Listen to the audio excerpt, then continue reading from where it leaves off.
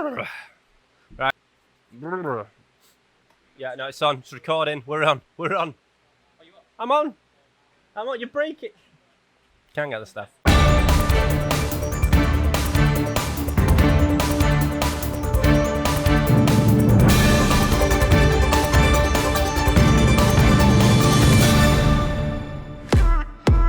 So here we go again with another CEO Reacts, where I'm going to give some of my thoughts and opinions about what is going on in the crazy world of crypto. And the team have put some stuff before me which I haven't seen before, so we're going to stumble across some articles and some news together, and I'm going to give you my opinion from an industry insider as to maybe what's going on underneath those articles, behind the closed doors, kind of get some extra knowledge in there than the article presents, discuss those with you, and hopefully this should be a little bit of fun to see what on earth is going on in the crazy crypto world at the moment. So I'm thinking this is probably going to be, well, they're all interesting things that we're talking about here, but particularly in this last week or two, we've had some incredible things happen in the crypto space. We've got prices flying, massive announcements happening, so it'll be quite interesting to see what's on today's topic list, really. So without further ado, let's get stuck straight in. So we have our first thing is, oh, right, okay, Ethereum and DeFi Special, apparently. So that is not going to be too much of a problem. We have so many things to talk about in that world. The prices of Ethereum are going mental. Decentralized finance is a huge topic right now, with some top 100 coins just being completely pushed out the market by the new DeFi coins that are doing exceptionally well. So we'll see what kind of comes up in there. Okay, right, cool. Okay, so what we got first thing today is Ethereum gas fees reach $500,000 as Ethereum price hits a 2020 high of 486. Yes, this is quite the bizarre situation at the moment. So Ethereum miners earn over $500,000 in fees in a single hour, raising concerns about network stability. So first off, if you've not been paying attention this last week in the crypto space, because of decentralized finance, there is a boatload of transactions going through the Ethereum network. That has meant that the Ethereum network is clogged up.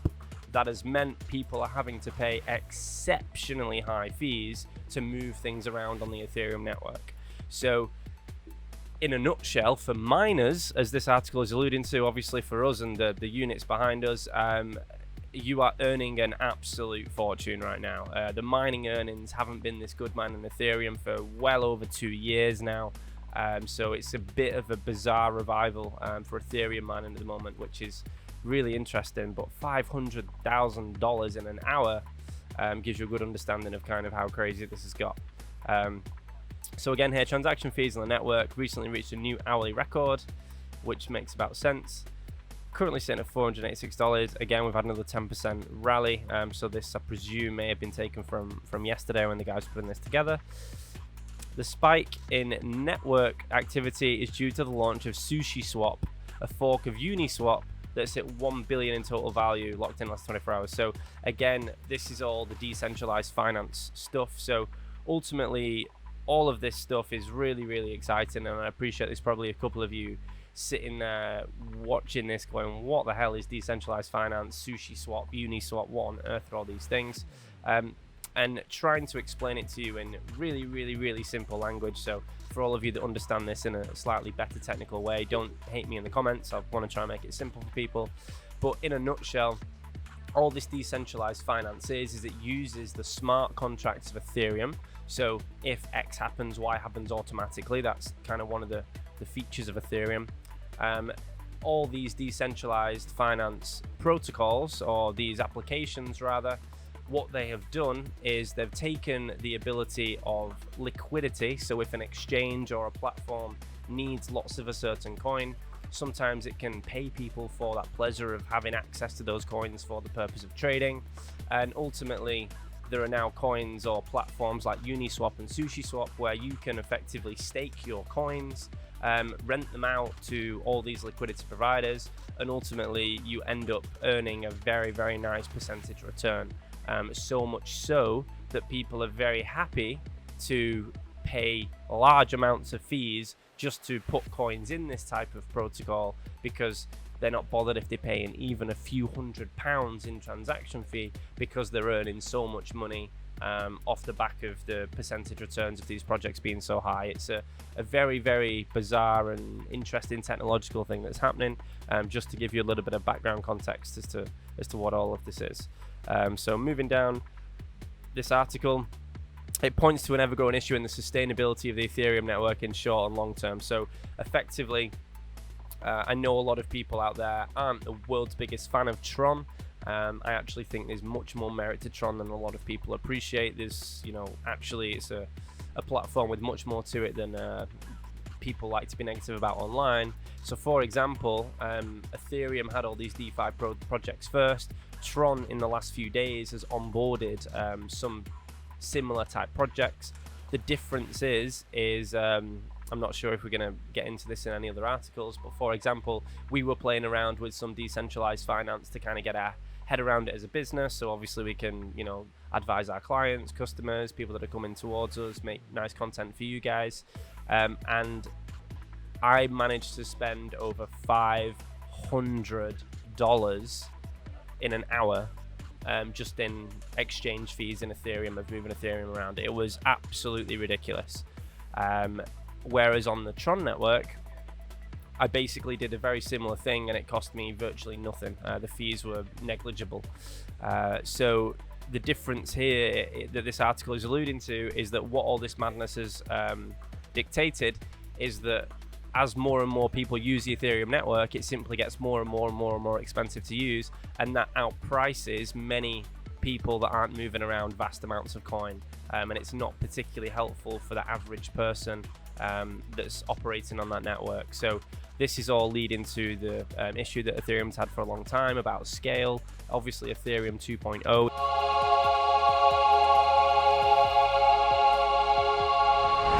is hopefully going to have a lot to answer for to help with this problem, but it's quite interestingly it's going to be a really interesting thing as other networks like Tron offer these type of protocols, to see if actually right now people are going to move from Ethereum to Tron.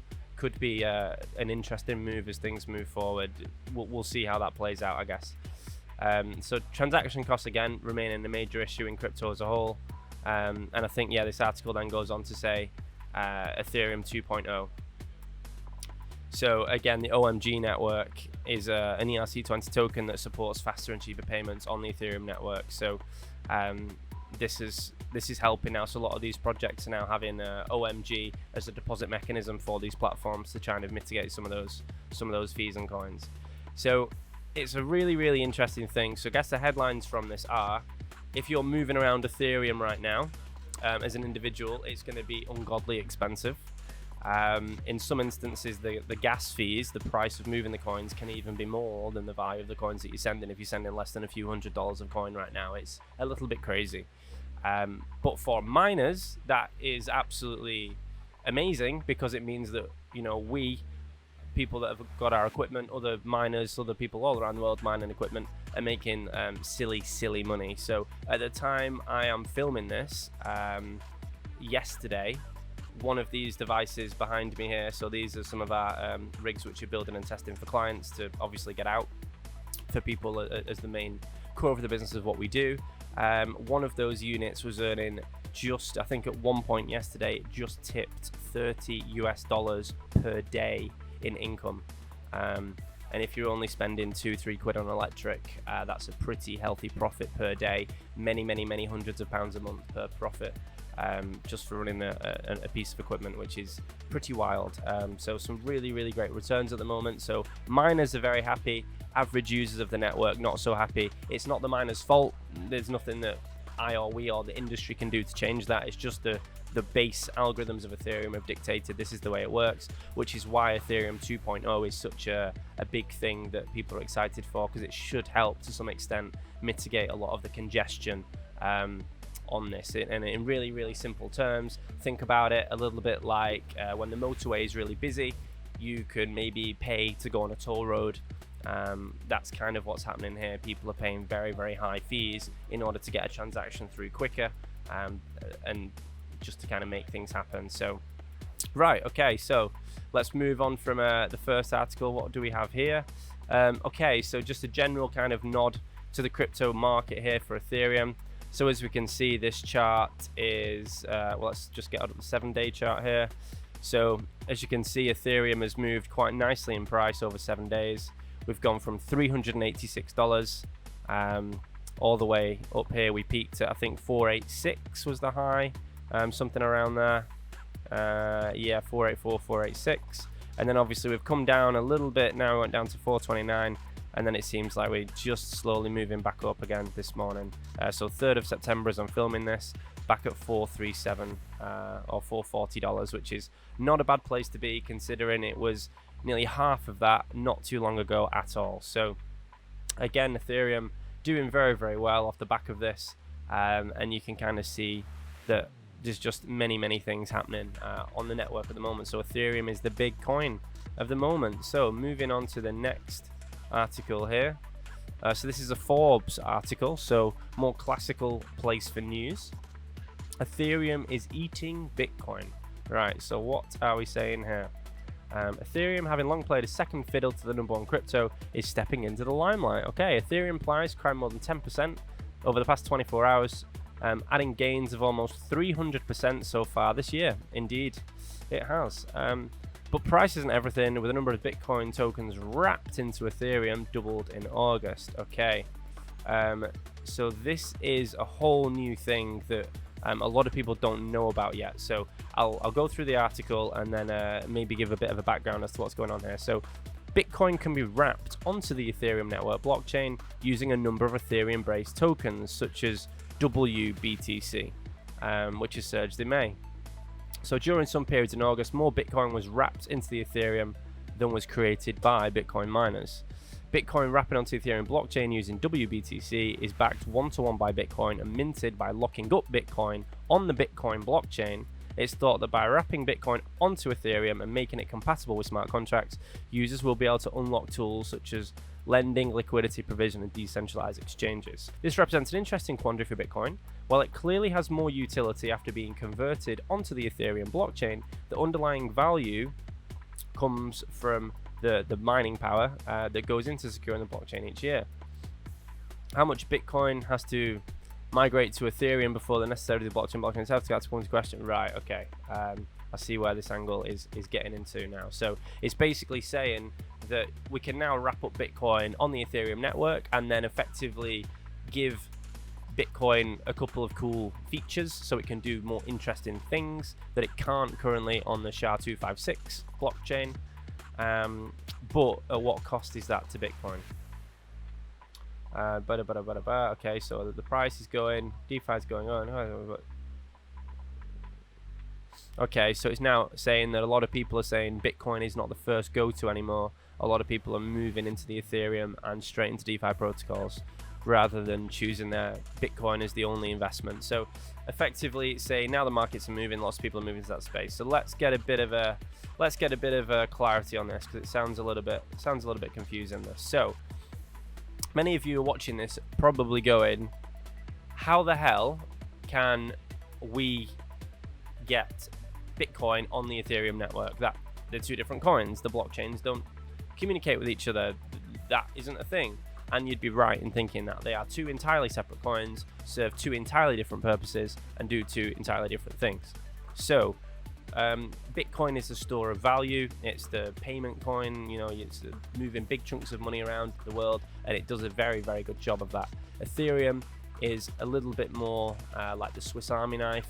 It can do many different things. It's a bit easier, quicker to use in some respects, and is a bit more flexible in what it can do. So this smart contract protocol, which Ethereum has, so the ability for if X happens, Y happen to happen automatically, has some really cool things, which obviously, as we're explaining here, gives examples for liquidity providers, for exchanges to borrow money, to get interest on money. So in really simple terms, people are effectively making like their own mini banks with Ethereum protocols, where you can lend money, receive money, earn it back out as interest, kind of get recurring interest on assets and all these types of things.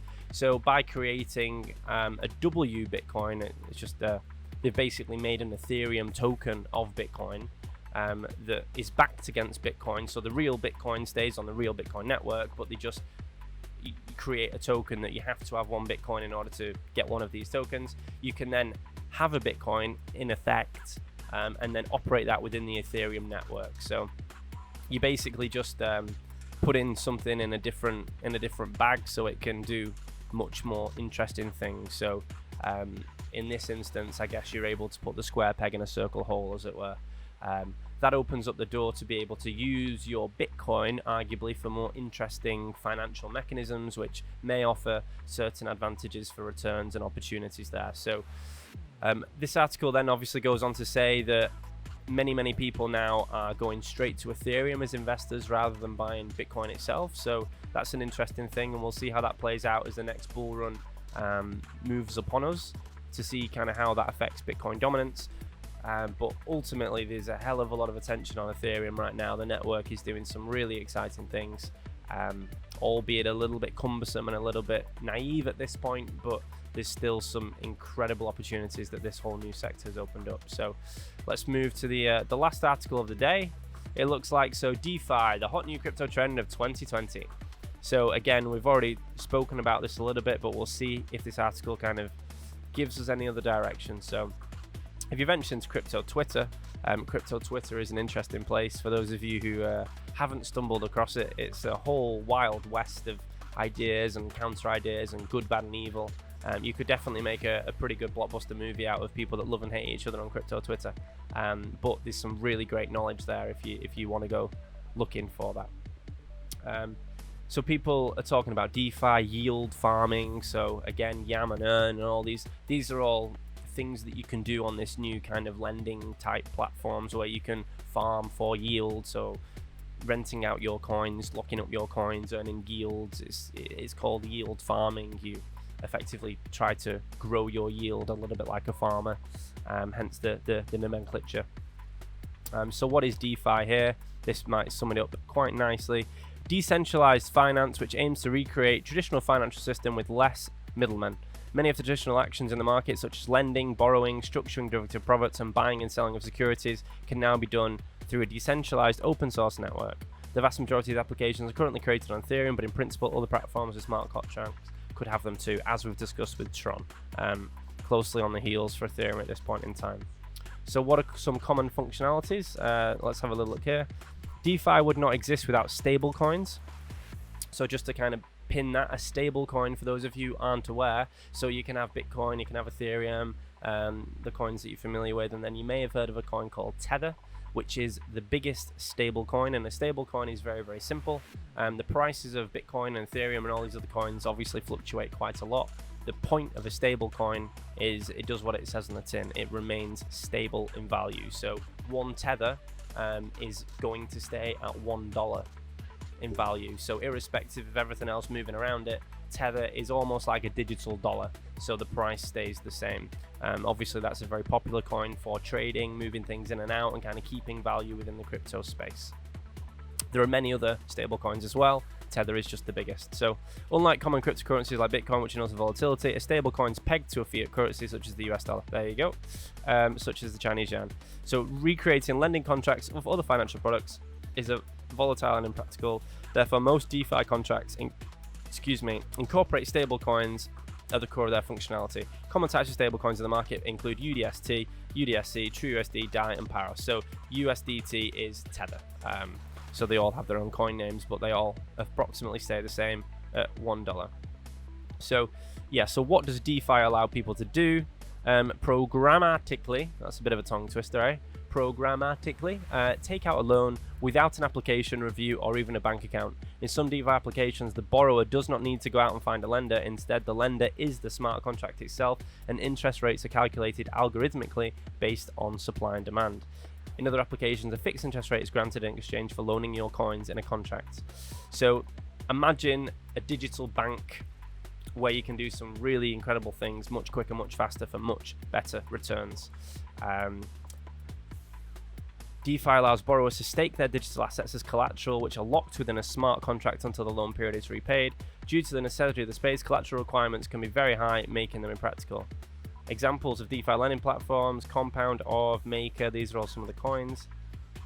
A commonly used term is yield farming, as we just explained before, derived from a new functionality created by Compound, where users are rewarded with tokens by participating in the token economy and providing liquidity to the protocol. So again, this has only been out the middle of June. This is a new concept in the space that's absolutely taken off like wildfire. In the many years I've been involved in this space, I've never seen anything so new get so big so quickly. It's pretty incredible stuff. This is leading to the next step of things with decentralized exchanges, where trading of securities and cryptos is typically done through a firm or a third party. But what if a machine could do the fair exchange of a smart contract? So DeFi exchanges eliminate the middlemen and can act as a custodian of funds and digital assets and peer-to-peer exchanges. So now we have things like UniSwap, Curve, Kyber, and Synthetics network. So something like Binance is obviously owned by an individual. Binance is owned by CZ. He does an amazing job, and I really have a lot of positive things to say about Binance. I think they're an incredible company, but ultimately they are still a commercial entity owned by individuals. And there are some people in the crypto space who ultimately want complete decentralization, so no one owns and no one controls anything. The network almost self-governs itself. So by having smart contracts on these protocols, you can go to something like UniSwap and you can change any Ethereum based token for any Ethereum based token with no person or company or anything sitting in the middle. The whole network just kind of looks after itself. It's a really interesting thing. So here we can just kind of get back to who's investing in this, which is quite interesting. So a couple of fanatics and fantasy people.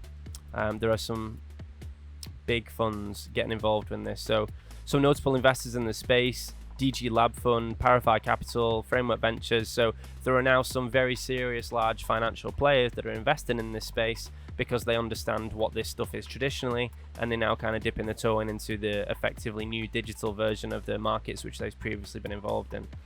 So this Ben Foreman, managing partner at this capital company.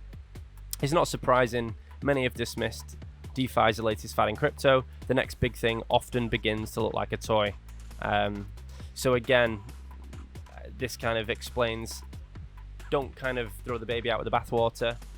There's got to be some kind of chickens that get put amongst the coop when this new technology comes out. There's going to be some projects that fail. There's going to be some things that don't work out well. There's going to be some investors that get burnt. But ultimately, this new type of technology that's been created is going to have many benefits for the sector. So while some investors are seemingly multiplying their money overnight, DeFi remains the ICO mantra of 2017. Higher returns mean higher risks. Many of these projects are still speculative, carrying them with smart contracts, collateralization and volatility risks. As always, do your own research. Yes, so that is something worth listening to. So if you guys maybe want to go out and start putting some money into some of these DeFi contracts, proceed with caution. You are not guaranteed returns in many of them. It doesn't mean that you're able to withdraw your coins immediately upon request. Sometimes have different holdings and different things. There's many different formats out there with many different rules and regulations. Do your own research on each network that you're using. We're currently testing many of them internally in the business at the moment to kind of get our head around the different mechanisms and how they work, and it may be something that we might be able to advise clients onto as the market becomes a little bit more mature and a bit more stable, as a way of taking the coins that you've earned and invest in them whilst you're kind of sat on those coins. It makes sense to get a bit of interest on them effectively, particularly now as the bank and the economic situation of the normal modern world, the real world, has dramatically changed, because we're now not getting interest on coins on pounds and pence and dollars in the real world anymore. Obviously with Corona, we've had some big changes in the world economy, and subsequently interest rates across the modern world are pretty much zero at this point. No one is earning interest in their bank account anymore, so there's a big appetite for this type of cryptocurrency investments, where you can earn some very nice percentage returns indeed from your digital tokens and platforms. So there's many things that are culminating right now in the world with the technology, with the blockchain space in general, which have kind of brought all of these things to be such a big thing. And that's why now we've got some really big coins and tokens that didn't exist just a few months ago, being in the top 100 market cap of coins and having huge volumes. I think UniSwap and Justin Sun's equivalent on the Tron network have been doing over $1 billion of volume a day. I mean, the numbers are becoming astronomical very, very quickly out of nowhere, and it's a really, really exciting space. So what we're going to do is we're probably going to make another video on this and maybe give a deep dive or a practical overview of how to get involved in this space once we're happy that, you know, we've kind of ironed out a couple of gremlins and got our heads around some of the different opportunities that are out there to see what's legitimate and how these things are working, just to give people better understanding of how they can practically be involved if they wanted to. I'm sure you can have a little look around YouTube. There's many DeFi projects or yield farming projects that are out there at the moment if you wanted to find some more information. But ultimately, the kind of overview of what we've just talked about is that it's a phenomenally exciting time right now. Miners are earning a fortune. That's great for the Ethereum community. It brings more people to the platform. It gets people back interested in the space wider. People are earning incredible returns on this yield opportunity in the smart contracts on DeFi networks. There's some great percentage returns for people that already have coins in the network. And subsequently, it's opening up a technological door moving forward for really new exciting things happening. Imagine a world in which we have all the bells and whistles of the modern banking and financial system with loans and mortgages and percentage rates paid and all these kind of practical finance projects and understandings that we all have in the real world. And imagine being able to turbocharge them on smart contracts with no middlemen, no banking fees, no kind of people that sit in the middle of that. So we might be able to have a world in a couple of years' time where going to the bank to get a loan anymore is just not something that happens, and it's done entirely through crypto. In fact, those mechanisms already exist, and you can already borrow money based upon your cryptocurrency holdings with some institutions. So the world's moving very quickly. It's really exciting. We really can't keep up here. Obviously, as you can appreciate, it's people that make the kit that power all of this infrastructure. It's a great time for us to be moving forward, and we just like to put out this type of content to help people get ahead around the wider space, why it's really exciting, how you can get involved, and ultimately try to demystify some of all the madness out there, because it can all get really technical, a little bit confusing for people. So again, as ever, if there's anything that you'd like us to see talk about on this channel, if you want to maybe throw some comments in the questions, if you want to let us know how we can best help you with other things that are on your mind and topics of interest. If you could also give us a little like, and which is down this side, is it? Yep, that side. A little like down here would be amazing, and also give a subscribe to the channel if you want to come back for some more of this regular type of content with other segments that we have on the channel as well. And hopefully you found this really interesting. So it's a great time to be in business. It's a great time to be in the crypto space. There's so many exciting things happening right now, and I hope this has been able to give you a quick little overview as to the crazy world of DeFi and decentralized finance. And we look forward to seeing you in the next video. Take care.